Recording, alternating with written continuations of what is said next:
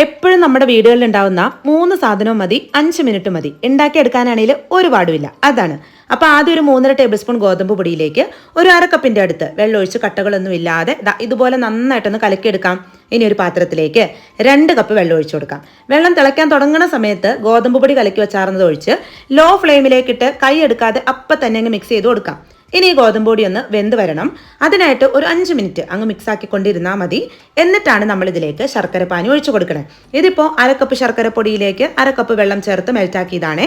അപ്പോൾ അതും കൂടി ചേർത്ത് നന്നായിട്ടങ്ങൾ തിളച്ച് വരുന്ന സമയത്ത് നമ്മൾ ഇതിലേക്ക് ഒരു 1/2 ടീസ്പൂൺ ഏലക്കാപ്പൊടിയും ഒരു പിഞ്ച് ഉപ്പും കൂടി ഇട്ട് നല്ല പോലെ ഒന്ന് മിക്സ് ചെയ്തതിന് ശേഷം നമ്മൾ ഇതിലേക്ക് ചേർക്കുന്നത് വെറും 3 ടേബിൾ സ്പൂൺ തേങ്ങ ചിരവിയതാണ്.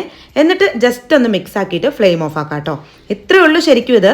പക്ഷേ ഒന്നുകൂടി ഒന്ന് ടേസ്റ്റ് ആവാൻ വേണ്ടി ഒരു ഇച്ചിരി നെയ്യിൽ കുറച്ച് അണ്ടിപ്പരിപ്പും മുന്തിരി ഒന്ന് വറുത്തതിടുന്നുണ്ട്. സത്യസന്ധമായി ഞാനൊരു കാര്യം പറയാം, ഇത് കഴിക്കാത്തവർ തീർച്ചയായിട്ടും ഒന്ന് ഉണ്ടാക്കി കഴിക്കണം കേട്ടോ. അടിപൊളിയാണ്. അപ്പോൾ ആരും മിസ്സാക്കണ്ട.